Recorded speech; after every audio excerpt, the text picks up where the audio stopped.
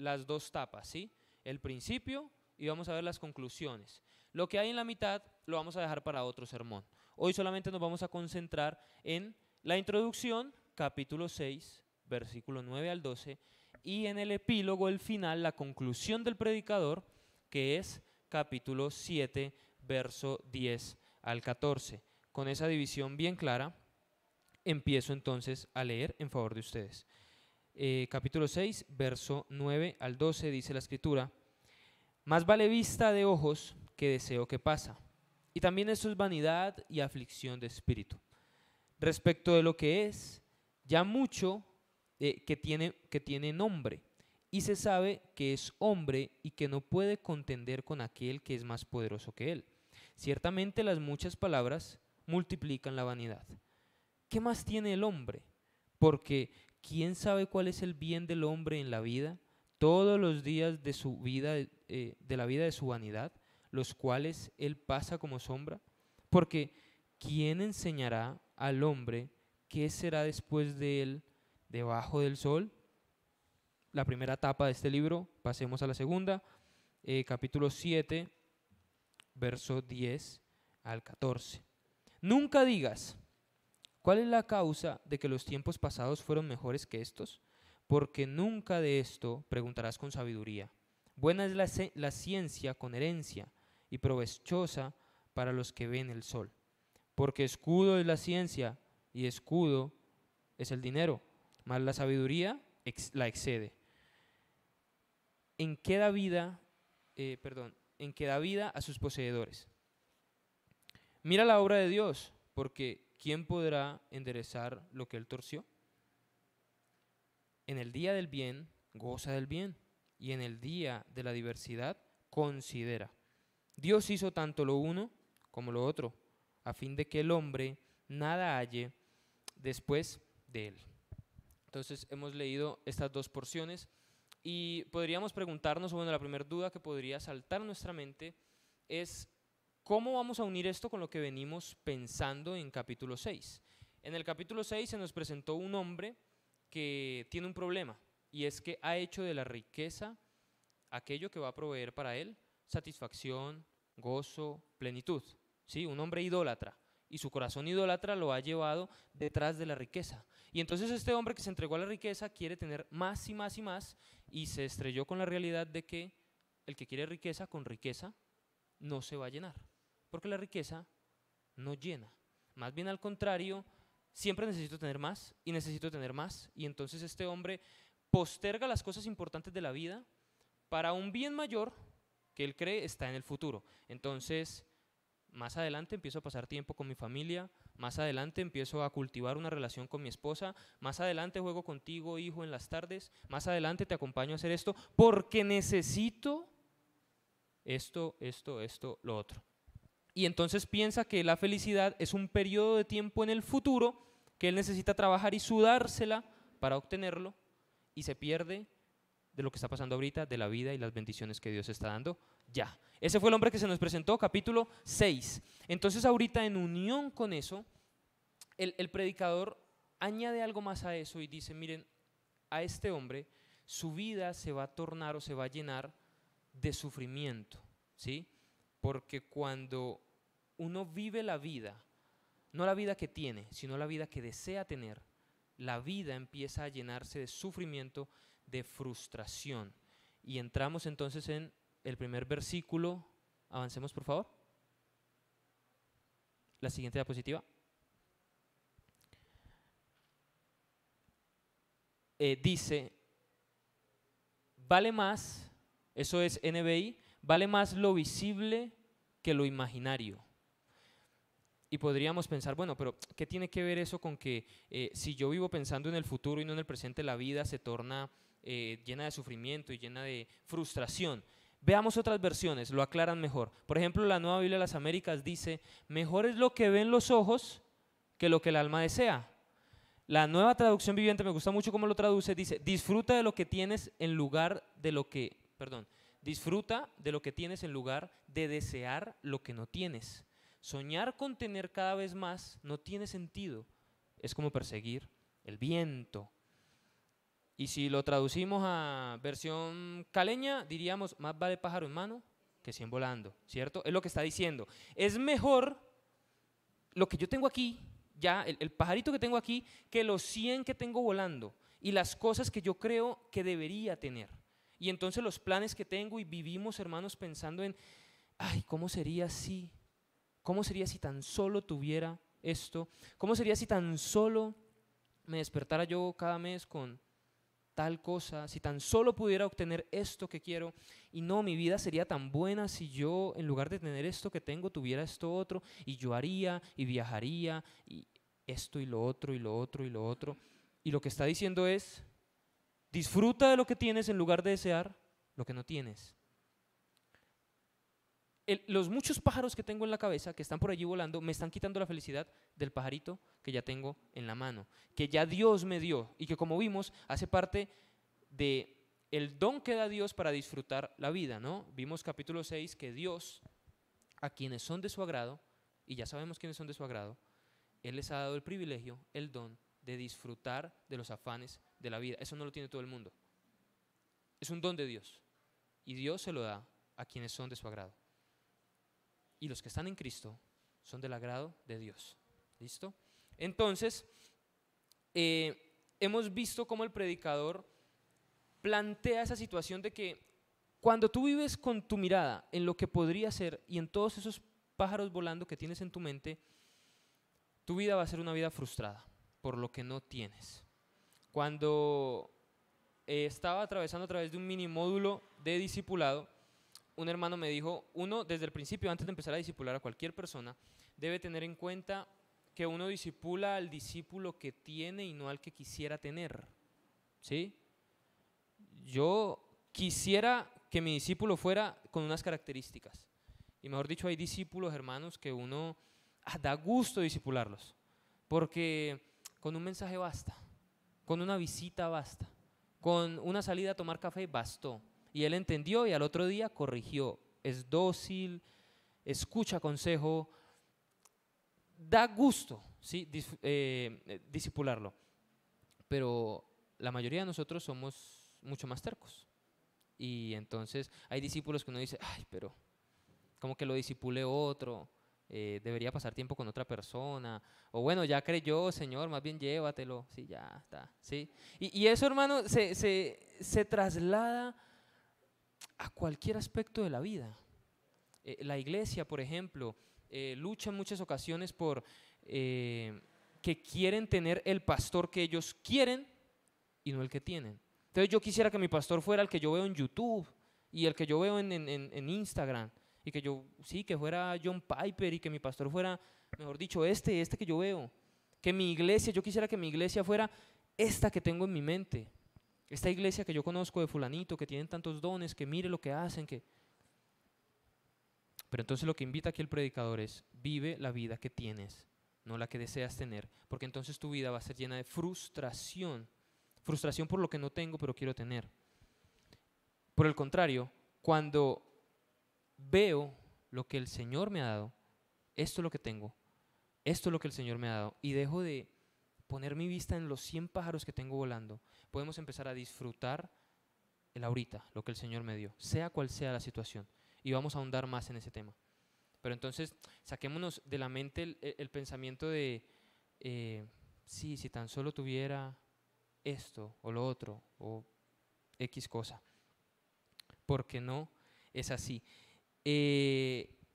Podemos concluir entonces diciendo, siguiente diapositiva, que la ambición por lo que podría ser me hace perder la alegría por lo que ya es. La ambición por lo que yo quiero tener, lo que yo pienso que es mi bienestar, que es correcto, que es estar pleno, me quita la felicidad de lo que ya tengo ahorita. De tal manera que debemos entonces nosotros, mis hermanos, empezar a poner esto en práctica y amar la iglesia que tenemos, no la que quisiéramos tener. Amar, honrar, respetar el anciano que tenemos, no el que quisiéramos tener. Amar la esposa que tenemos, no la que quisiéramos tener.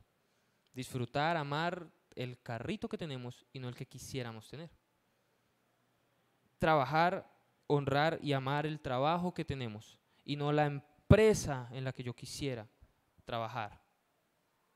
Y eso, mis hermanos, es por darles ejemplos, pero ustedes lo pueden poner en cualquier otra situación. Ahora, si estamos planteando la idea de debemos disfrutar la vida que tenemos y no la que deseamos tener, porque entonces nos vamos a llenar de frustración, alguno de ustedes podría pensar, hermano, eso es como un pensamiento muy, muy resignado, ¿no? Como usted es muy corto de vista, como que uno por qué tiene que resignarse a la situación actual que tengo, ¿por qué no cambiar el status quo de las cosas? ¿Por qué yo no puedo hacer que mi situación actual cambie? ¿Por qué tengo que resignarme? Porque entonces eso viene del Señor y entonces la vida es la que tengo y ya, punto, y no puedo hacer nada. ¿Es eso lo que se quiere presentar? Avancemos en la lectura. Siguiente diapositiva. La siguiente. En primer lugar, mis hermanos, esto nos lleva, este cuestionario nos lleva al segundo punto que tenemos. La razón por la que nosotros debemos agradecer lo que tenemos en lugar de quejarnos por lo que no tenemos es porque Dios lo diseñó así como es. Continuamos en la lectura, dice, lo que ahora existe ya ha recibido nombre y se sabe lo que es humanidad. ¿Qué está queriendo decir aquí el predicador? En otras palabras es, mire, nosotros, la humanidad, se sabe lo que es porque ya ha recibido su nombre. Es decir, ya fue establecido por parte de Dios, ¿sí? De antemano ya ha tenido un nombre. Dios se lo puso. Entonces, es como es porque Dios ha decidido que así sea. ¿Sí me explico? Y Él es el que está detrás de eso. Y se sabe lo que es humanidad. Nadie puede luchar con alguien más fuerte. Todo ha sido decidido, ya se sabía desde hace tiempo lo que cada persona habría de ser. Así que no sirve de nada discutir con Dios acerca de tu destino, dice la Nueva Traducción Viviente. Esto ha sido, hermanos, una lucha que no solamente hemos tenido nosotros, el hecho de aceptar que Dios es el que está detrás de la vida que tenemos, no es simplemente una lucha que experimentamos nosotros, sino muchos hombres del Señor han pasado por esa misma lucha. Y quiero llevarlos rápidamente a Job. Vamos a Job, capítulo 38. Rápidamente lo leo aquí en mi Biblia. Job, capítulo 38, verso 1. Entonces respondió Jehová a Job desde un torbellino y dijo, ¿quién es ese que oscurece el consejo con palabras sin sabiduría? Ahora ciñe como varón tus lomos, yo te preguntaré y tú me contestarás. ¿Dónde estabas tú cuando yo fundaba la tierra? Házmelo saber si tienes inteligencia. ¿Quién ordenó sus medidas, si lo sabes? ¿O quién extendió sobre ella cordel? ¿Sobre qué están fundadas sus bases? ¿O quién puso su piedra angular cuando alababan todas las estrellas del alba y se regocijaban todos los hijos de Dios? ¿Quién encerró con puertas el mar cuando se derramaba saliéndose de su seno? Cuando puse yo nubes por vestidura suya y por faja oscuridad, y extendí sobre él mi decreto. Le puse puertas y cerrojos y dije, hasta aquí llegarás y no pasarás adelante, y ahí parará el orgullo de tus olas.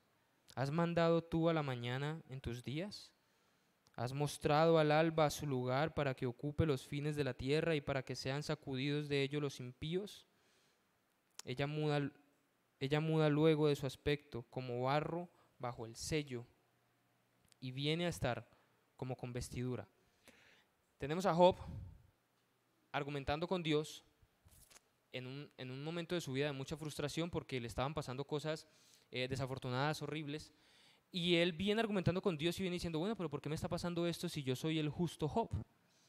¿Por qué me sucede lo que me sucede? Y entonces Dios le responde y empieza a decirle, bueno, usted me está cuestionando de por qué le pasa lo que le está pasando, a ver, ¿usted dónde estaba? Y empieza a preguntarle todo esto.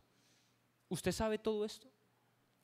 Y la respuesta de Job, después de eso, enmudece y se tapa la boca y dice, ¿cómo voy a hablar si soy tan indigno? Es decir, Job estaba ensimismado con Dios porque le estaba pasando lo que le estaba pasando y Señor, ¿pero por qué me pasa esto?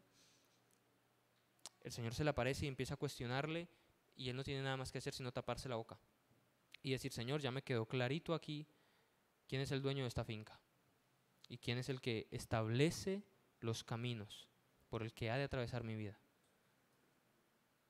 Isaías. Vamos a Isaías para ver otro ejemplo. Isaías 45, leamos el versículo 10.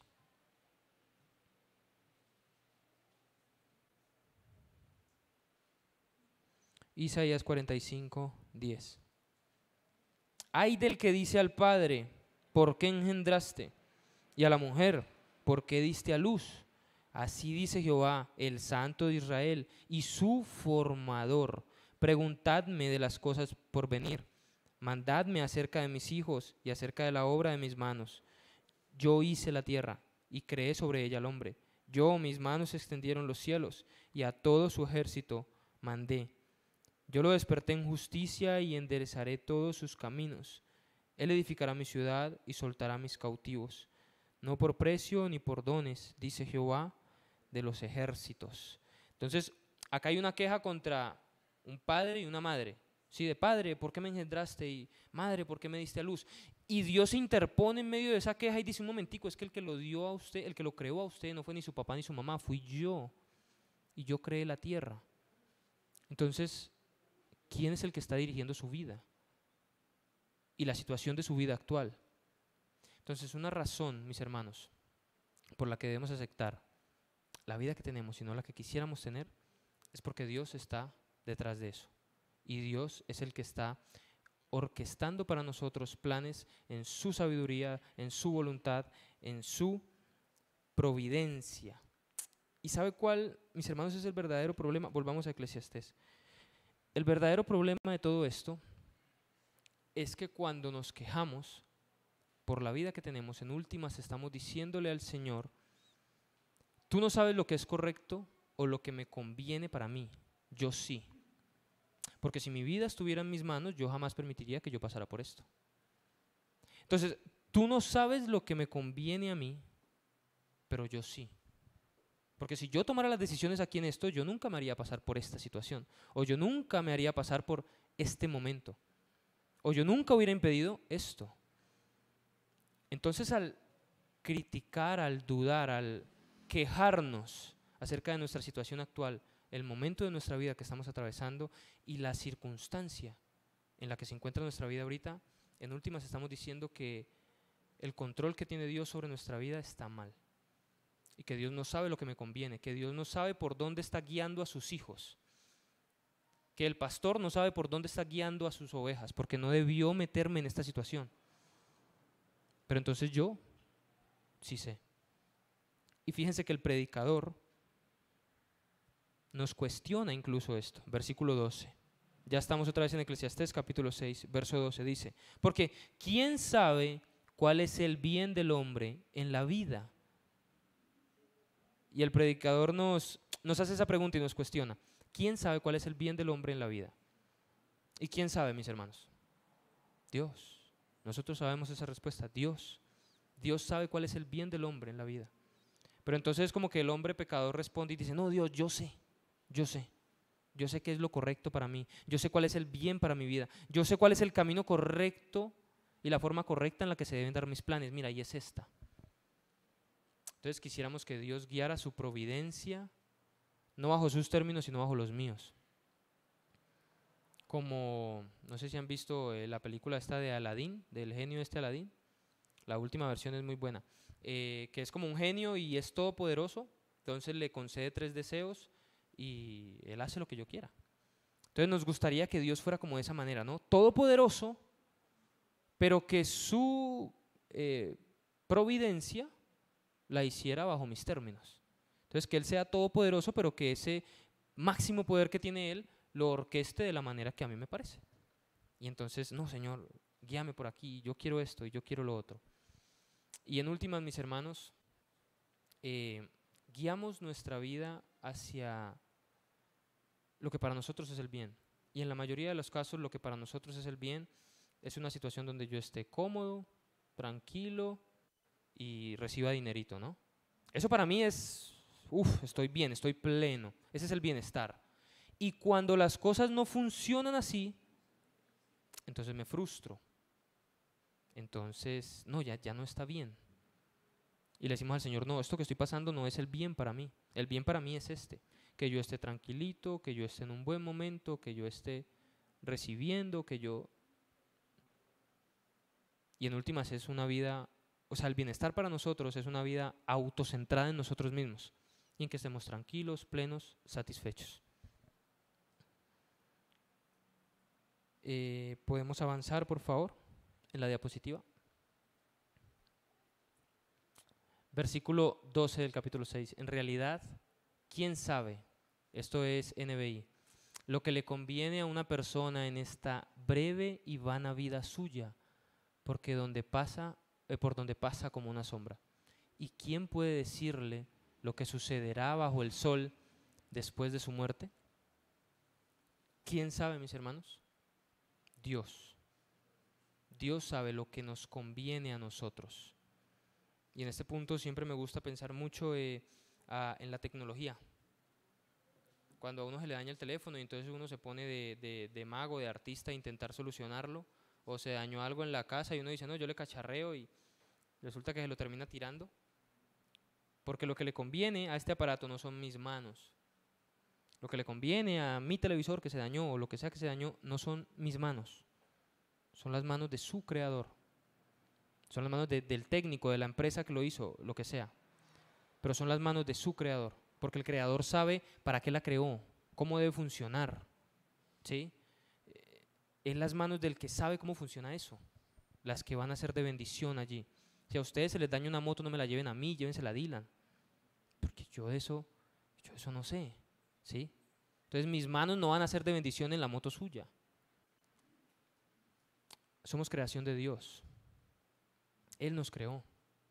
Pero a la hora de decidir qué nos conviene, no, Dios, yo sé que me conviene. Yo sé que es mejor para mí. Él nos creó. Somos su creación. Y no hay nada mejor para la creación que las manos de su creador. Porque Él sabe cuál es el objetivo, Él sabe para qué lo creó, Él sabe cómo funciona, por dónde guiarnos. No hay nada mejor que las manos del creador, mis hermanos, no las nuestras. Podemos concluir entonces que la queja, la siguiente diapositiva, la queja con la condición de mi vida es una inconformidad con la voluntad y la bondad de Dios, producto de una vida autocentrada que define su bien en términos de comodidad, prosperidad y facilidad. Voy a repetir solamente la parte de arriba. La queja con la condición de mi vida es una inconformidad con la voluntad y la bondad de Dios. Porque cuando Job estaba en el momento difícil, Dios le dijo, es que yo estoy ahí. Es que a mí eso no se me olvidó, a mí eso no me sorprendió, a mí eso no me tomó por sorpresa. Cuando estaban en el reclamo allá de Isaías, Dios les dice, un momentico, es que yo a ustedes los creé. Yo los hice. Ustedes son míos y no solamente los creé a ustedes, creé la tierra, creé y empieza a hacer una especificación de todo lo que Él hizo. Entonces, mis hermanos, estamos construyendo una idea. Debemos aceptar la vida que tenemos, no la que quisiéramos tener, porque Dios está allí, ¿no? Dios es quien la orquesta. Y en respuesta a eso, tercer punto, o pensar en eso nos tendría que llevar a el tercer punto, que es aceptar el modo en que Dios hace las cosas. Avanzamos en la lectura. Dice, nunca preguntes por qué todo tiempo pasado fue mejor. No es de sabio hacer tales preguntas. Contempla las obras de Dios. ¿Quién puede enderezar lo que Él ha torcido? Aquí el predicador nos anima a no estarnos enfrascando tanto en el pasado. Porque a veces caemos en el error de estar pensando en, hermanos, si tan solo, aquel tiempo cuando yo recién era creyente, tan bueno que era, y ese ánimo, hermano, yo no dejaba almas sin evangelizar, y cómo funcionaban de bien las cosas antes. Y hermano, no, si tan solo mi esposa fuera la esposa que era en el noviazgo, y antes, ay, la luna de miel y cómo funcionaban las cosas de bien, y si tan solo este hombre fuera el que me cortejaba cuando nos conocíamos, pero ahorita no, ese príncipe azul más bien parece un sapo, hermano, usted no sabe.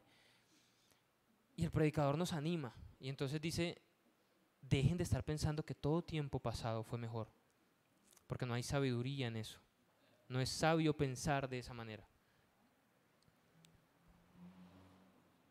Más bien debemos aceptar el modo con el que Dios hace las cosas. Y en este punto, hermanos, la razón por la que creo que se nos dificulta aceptar el modo con el que Dios hace las cosas es porque tenemos problemas con su providencia. Y aquí quisiera volver a aclarar ese término porque lo hemos utilizado muchas veces.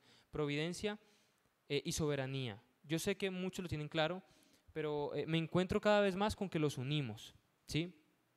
Entonces, entendemos nosotros que la soberanía de Dios es una definición que da John Piper, no es mía. Él dice que la soberanía de Dios es el derecho y el poder que tiene Dios a hacer lo que quiera, lo que Él quiera. ¿Listo? Es el derecho y el poder. Eso es bien importante porque son dos cosas totalmente diferentes, ¿no? Yo tengo derecho a comprarme un Ferrari, ¿no? ¿Por qué no? Pero no tengo el poder para hacerlo, ¿sí? Entonces, Dios tiene el derecho y tiene el poder de hacer lo que Él quiera. Y la providencia es más bien como Él, en su sabiduría, ejerce su soberanía, ¿sí? Es la forma que Él tiene para ejercer su soberanía. Un ejemplo muy claro, porque el punto al que quiero llegar es que no tenemos problemas con su soberanía, sino con su providencia. Nosotros aceptamos que Dios tiene poder sobre la vida y la muerte. Amén, ¿no? ¿Eso es cierto o no? Cierto. Yo no tengo problema con eso. Yo tengo problemas cuando a quien se lleva es a mi hijo. Yo tengo problema y sufro cuando al que se lleva es a un cercano mío. Cuando al que se llevó fue a mi esposa, a mi esposo. Yo no tengo problema con decir, Padre, sí, tú tienes autoridad sobre la vida y la muerte, amén. Eso es tuyo. Yo lucho es cuando a quien toca es a alguien cercano.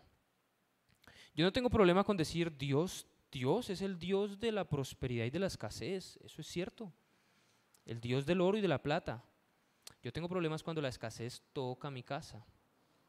Yo tengo problemas cuando tocó a un familiar. Dios es el dueño de nuestros cuerpos, amén. Él nos creó, amén. Yo tengo problemas cuando Él decide que en mi cuerpo caiga una enfermedad, cuando Él lo permite. Allí es cuando yo me frustro, sí, no me gusta, es incómodo.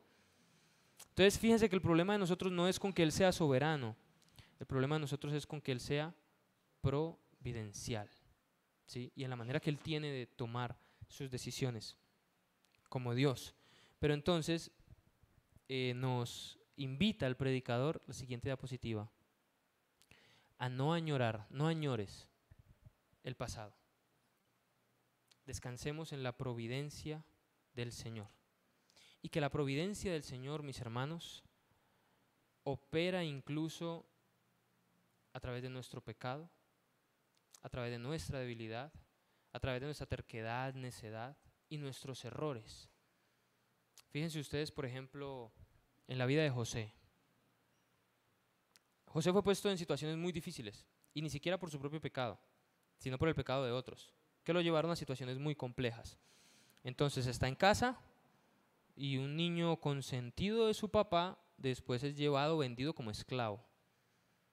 Llega a Egipto, parece que las cosas van bien, no, parece no, las cosas van bien, el Señor prospera a José, pero aparece una mujer que miente y hace que él termine en la cárcel.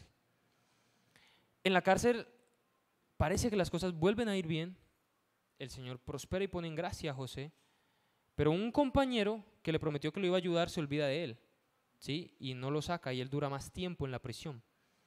Después de eso sale, el Señor lo pone en primer lugar, después de Faraón, en Egipto, la nación más influyente, poderosa, grande que había en aquel entonces. Le permite tener la visión la revelación de las 7 vacas gordas y las 7 vacas flacas, que significaban la escasez durante 7 años de la nación. Para ese entonces, él es sabio y decide ahorrar recursos se abarrota de recursos y entonces cuando llega el problema de la escasez, todas las naciones vienen delante de él a pedirle, ¿no? A pedirle comida. Y entre ellos llegan sus hermanos. ¿Y qué dice José? Ahora sí, espere si verás que un juego largo hay desquite. Así es que los quería ver, pidiendo ahorita arrepentidos. ¿Qué dice José? José dice, ustedes quisieron hacerme mal, pero ese mal, ¿qué? Dios lo volvió bien para mí. Y le dolió, claro, a José le dolió. De hecho, dice el texto que él se retiró solo y solo lloró, porque sus hermanos no se dieron cuenta que era él, no lo reconocieron. Entonces él se retira y solo va y llora, porque se da cuenta de lo que pasa. Pero después de eso le dice a sus hermanos, ustedes pensaron que me hacían mal, pero todo ese mal Dios lo utilizó para bien, para que ahorita yo les ayude a ustedes. Y él fue de bendición en esa gran nación. Entonces mire cómo la providencia de Dios opera incluso en nuestros errores.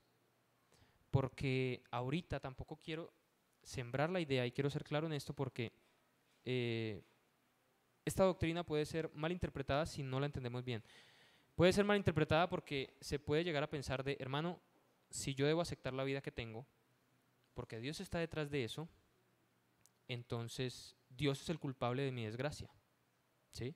Porque lo malo que yo estoy pasando ahorita, como Dios es providencial y Dios está detrás de todo, pues yo estoy como estoy en la inmunda por Dios, ¿sí? Y pues ¿qué más voy a hacer? Me toca aceptar, porque Dios es soberano. No es eso. José le dice, ustedes hicieron mal. Entonces fíjense que Dios no exime al hombre de su responsabilidad, ¿sí? Hay muchas situaciones en la vida en las que estamos nosotros delante de decisiones y decidimos mal, por nuestra terquedad, por nuestro pecado, porque no escuchamos, porque desobedecimos, por cualquier razón. Y ahora nos toca asumir la responsabilidad. La responsabilidad sigue siendo nuestra, porque dentro de otras cosas, la providencia de Dios no limita en ninguna manera la voluntad del hombre. El hombre sigue decidiendo, ¿sí? Y lo que hicieron los hermanos de José estuvo mal, mal delante de los ojos del Señor. Pero incluso a través de eso Dios sigue orquestando su plan. Dios es experto en escribir sobre las líneas torcidas de mi vida, sobre las líneas torcidas de mis errores. Pero eso no quiere decir que mis errores sean culpa de Él. Debemos asumir la culpa por nuestros errores, debemos asumir las situaciones en las que nos encontramos, que son responsabilidad nuestra y no tienen nada que ver con Dios. Entonces no quiero que pensemos de, bueno, como Dios es providencial y el que está detrás de mi situación, Él es el culpable de lo que me pasa. No, hermanos. Nosotros tomamos decisiones, nosotros cultivamos principios, valores en nuestro corazón y con base a eso decidimos. Y Dios no quita al hombre su responsabilidad. Capítulo 7. Vamos a leer versículo 14. Entonces, entendiendo esto, en el día del bien, ¿qué hay que hacer? Goza del bien. Y en el día de la adversidad, ¿qué hay que hacer? Considera a Dios. Está diciendo el predicador, entonces, entendiendo todo esto, cuando usted esté bien y en el día del bien, disfrute de ese bien, del bien que tenemos ahorita, no del bien que estoy pensando yo que está allá, que está ligado a mi comodidad, el bien que tenemos ahorita. Disfrutemos de eso. Y cuando llegue el mal, ¿qué debo hacer? Considerar, pensar. ¿Y qué es lo que debo pensar? El mismo versículo le responde, en el día del bien, goza del bien, y en el día de la adversidad, considera. ¿Qué considero? Dios hizo tanto lo uno como lo otro. Eso es lo que debo considerar. Cuando me vaya mal, debo pensar que Dios hace tanto los buenos momentos como los malos. Ambos vienen de su mano. Y si nos permite pasar por un mal momento, es porque nos conviene, porque algo quiere enseñar, porque algo debemos aprender, porque algo quiere cultivar en nosotros. Ahora, si estamos en un buen momento, disfrutémoslo. Y quisiera terminar, mis hermanos, pensando en en 3 tipos de casos que me venían a la mente cuando leía estos versículos, pensando en toda la idea que hemos construido. Puede que a veces nos encontremos en 3 escenarios de la vida, y puede que aquí algunos de nosotros estén en alguno de esos 3 escenarios. El primero es un escenario de culpa, de dolor. De culpa y de dolor porque se mira al pasado y se dice, hermano, si tan solo yo hubiera hecho lo que estoy haciendo ahorita hace 10 añitos, hace 15.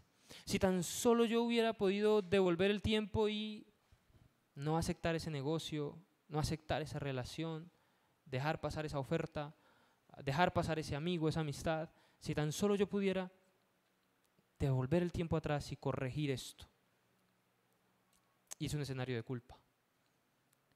La solución, mis hermanos, si en este momento nuestro corazón se encuentra en una situación parecida, la solución es colocar a Cristo en el centro, como centro de nuestra vida. Porque cuando nosotros entendemos que Cristo es el centro de nuestra vida, entendemos que Él pagó por nuestra culpa en la cruz del Calvario. Y lo recordamos esta mañana. Él nos quitó toda culpa que teníamos. Que nuestros errores del pasado, ya Él no se acuerda de ellos. Y que Él es experto en escribir sobre las líneas torcidas de nuestros errores. Dios es experto en casos perdidos, mis hermanos. Yo creo que todos nosotros podemos dar fe de eso. Porque todos nosotros en algún punto fuimos un caso perdido. Y ha hecho de nosotros lo que somos ahorita. Él es experto en escribir sobre las líneas torcidas de nuestros errores. Entonces, si en su providencia Dios permitió, el hecho de que haya permitido no quiere decir que tú no tengas responsabilidad, pero si Dios permitió que pasaras por los errores que pasaste y metieras la pata las veces que la metieras, es porque a través de eso Él puede de ese mal sacar un bien para tu vida, como José. Entonces colocamos a Cristo en el centro, recordamos que Él llevó nuestra culpa y que todo lo orquesta para bien y que Él puede hacer de ese error mío algo para su gloria y para su honra. Pero si por el contrario nos encontramos en un caso parecido al de José y decimos, hermano, es que yo estoy en la situación que estoy no por mi propio pecado, sino por el pecado de otros, porque un sinvergüenza me hizo esto, o un socio me enredó y me dio en la cabeza y me robó tanto, o yo estoy en lo que estoy porque si pensamos que es por un tercero y estamos victimizándonos, puede que seamos las víctimas, puede ser. La solución, una vez más, es poner a Cristo en el centro, porque cuando ponemos a Cristo en el centro nos damos cuenta que en realidad nadie nos ha hecho nada más de lo que le hicieron a Cristo. No hemos pasado por nada más grande de lo que le han hecho a Cristo. Y cuando yo pongo a Cristo en el centro, me empiezo a dar cuenta que en realidad yo soy un malhechor más, porque a Cristo no fue que lo mataron, sino que yo lo maté con mi pecado.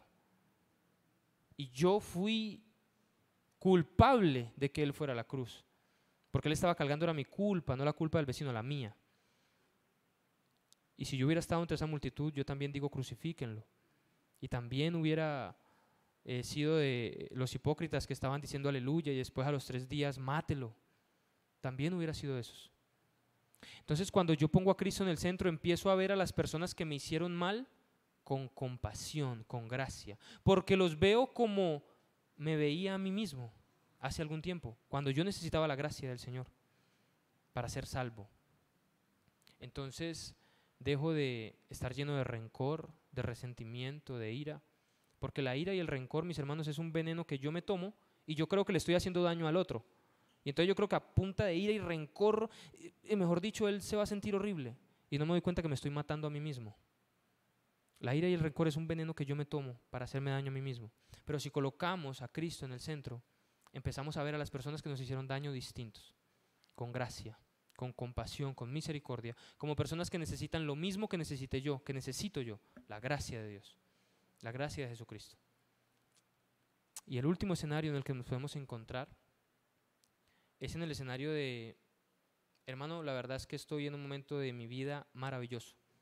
Y yo no sé usted de qué está hablando, yo estoy en un momento de mi vida pleno, feliz, completo. ¿Cómo podemos ayudar a lidiar con el tema del orgullo si estamos en un momento de nuestra vida de plenitud? Poniendo a Cristo en el centro. Porque cuando ponemos a Cristo en el centro, nos damos cuenta que todo lo que tienes, y si estás en un momento pleno, lleno, todo lo que tienes te fue dado. Las habilidades, las destrezas que tienes, los talentos, las cosas que haces bien aquí bajo el sol, no son tuyas. Son un obsequio, son un regalo. Dios te las dio. Y por eso tienes lo que tienes. Y siempre debemos recordar, poniendo a Cristo en el centro, lo que recordábamos esta mañana en la cena. Que puede que tu vida ahorita esté muy bien, estés pasando por un momento pleno de tu vida, pero hermano, hay una vida mejor. Eso no es todo. Hay una vida mucho mejor. Porque llega el momento en el que todo esto va a ser cambiado, revestido de eternidad. Y estaremos con el Señor. Y esa vida es muchísimo mejor. Y debemos recordar que de nada le vale al hombre ganar el mundo, pero si pierde su alma. Entonces, si estás en un momento de tu vida de felicidad, de plenitud, hermano, agradece porque te fue dado, porque es gracia, Dios te lo dio, es un regalo. Y recuerda que eso no es ni la mitad de lo que en realidad es la buena vida, la gran vida, la vida eterna, de lo que Dios ofrece. Padre, agradecemos una vez más por el predicador, por Salomón, por la manera que le das de escribir, de enseñarnos. Sí, aquí estamos una vez más, confrontados por tu palabra, queriendo que nuestro corazón sea exhortado, sea, sí, Padre, animado, consolado, lo que sea que quieras hacer por tu palabra. Padre, muéstranos cuál es nuestra situación particular y cómo vivir de acuerdo a esto que acabamos de leer. Ayúdanos a agradecer por la vida que tenemos. Sí, ayúdanos a gozarnos en ella y no estar viviendo en fantasías, suposiciones, en lo imaginario. Gracias por tu palabra, por la guía que nos das y por el hecho de poder estudiarla juntos. Agradecemos en el nombre de tu Hijo Jesucristo. Amén.